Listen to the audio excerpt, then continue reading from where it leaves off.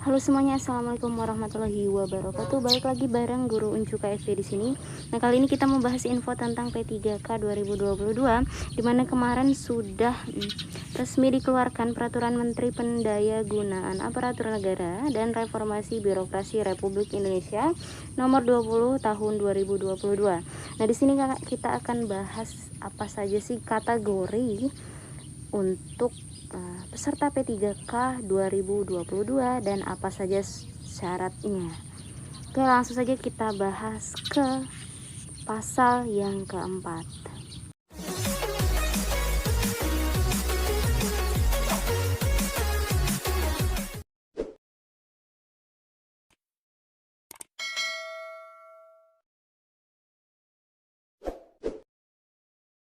Pasal yang keempat ini merupakan kategori dari P3K 2022 ya, dimana pelamar itu untuk guru sendiri ada dua pelamar ya, jenisnya yaitu prioritas dan untuk umum ya. Kemudian di pasal yang kelima dijelaskan bahwa prioritas itu ada 3 jenisnya. Nah, di pasal 5 ayat 1 prioritas itu ada 3. Dimana prioritas yang pertama adalah, nah di sini teman-teman yang menjadi kabar bahagia untuk teman-teman yang sudah lulus PG di 2021, dimana yang pertama yang diprioritaskan adalah K2 yang ambang batasnya dipenuhi pada tes 2021 gitu ya, atau PG, passing grade. Nah, kemudian yang B, guru non ASN yang memenuhi nilai ambang batas atau PG. Nah, yang ketiga, lulusan PPG atau teman-teman yang punya Serdik ya, yang juga passing grade di 2021. Dan yang keempat adalah guru swasta yang juga PG di 2021. Nah, memang di sini ya sangat diprioritaskan teman-teman yang sudah lulus passing grade di 2021. Nah, tapi tentunya teman-teman kalau misalkan nilai teman-teman lebih tinggi nantinya, maka itu yang akan diambil, yang akan terhitung oleh pihak BKD itu sendiri gitu ya. Nah, kita beranjak ke ayat ketiga di sini. Prioritas kedua katanya ya tetap merupakan PHK 2 ya, K2 yang mungkin belum PG gitu ya, akan tetap diprioritaskan, belum PG pada saat P3K 2021. Nah, ayat yang keempat di sini pelamar yang ketiga itu adalah guru non ASN. Mungkin teman-teman banyak non ASN yang belum PG, kemudian belum ada P3K-nya juga dan bukan K2. Nah, di sini adalah prioritas yang ketiga gitu ya. Jadi kalau belum PG nih, lalu juga belum Serdik. Nah, yang ketiga itu adalah bukan K2. Nah, maka teman-teman termasuk ke prioritas yang ketiga ini. Begitu ya. Nah, kita beranjak ke pasal yang ke-6 nih. Pelamar umum sebagaimana dimaksud dalam pasal 4 huruf B terdiri dari lulusan PPG yang terdaftar di database. Jadi PPG-nya itu dari Kemendikbud ya, di sini diwajibkan. Lalu pelamar yang terdaftar di Dapodik. Gitu teman-teman. Nah, sementara bedanya apa sih pasal 6 yang B dengan teman-teman yang menjadi prioritas yang ketiga?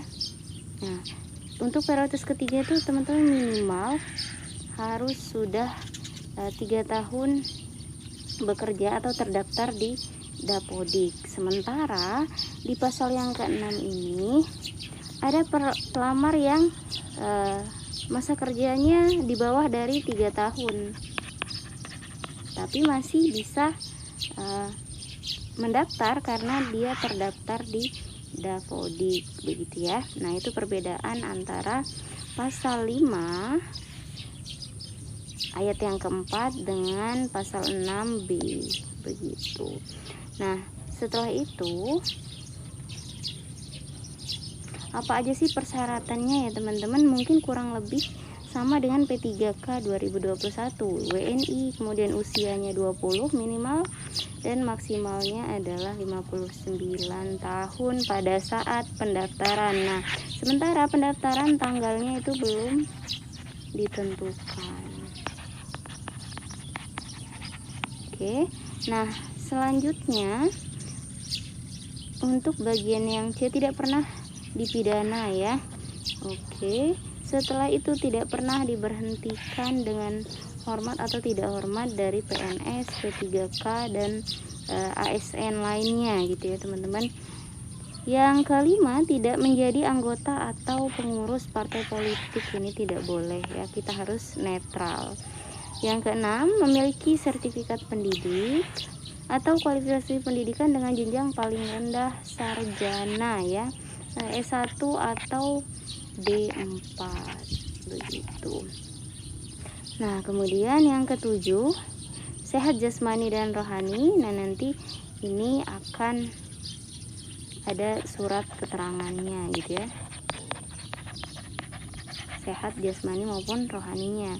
Nah, yang kedelapan, surat keterangan berkelakuan baik, ini biasanya dari Polres. Setelah itu yang kesembilan, persyaratan lain sesuai kebutuhan jabatan yang ditentukan oleh Kemendikbudristek gitu. Nah, itu pasal yang ke-7. Kemudian kita lihat pasal yang ke-8 ya. Nah, ada juga khusus untuk disabilitas di sini. Ada harus melampirkan keterangan dari dokter rumah sakit, ada video singkat yang menunjukkan kegiatan sehari-hari pelamar tersebut gitu ya, untuk meyakinkan bahwa memang layak untuk mendaftar di pelamar penyandang disabilitas gitu ya. Selanjutnya, penyandang disabilitas ini harus ada verifikasi dari daerahnya ya. Nah, kemudian kita beranjak ke pasal yang ke-9. Ada statusnya ya, penyandang disabilitas rungu ya, tidak bisa mendaftar di guru bahasa Indonesia ataupun bahasa Inggris. Lalu tidak juga penjaskes, kemudian seni budaya dan keterampilan. Nah, itu jadi untuk kategori maupun persyaratan umum ya, dari P3K 2022.